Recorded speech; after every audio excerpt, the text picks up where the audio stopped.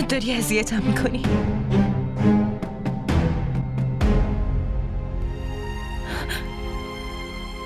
تو واقعا دلت نمیسوزه با من این کارو میکنی؟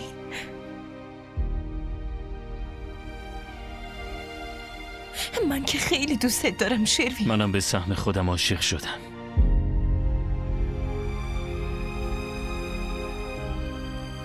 کسی رو که دوست دارم عقدش کردم. این ازدواجو تمومش کن. من این عقدو قبول ندارم. تمومش کن.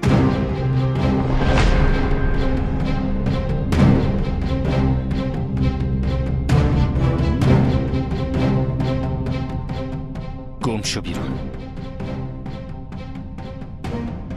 قبل از اینکه خودم مثل سگ بندازمت بیرون.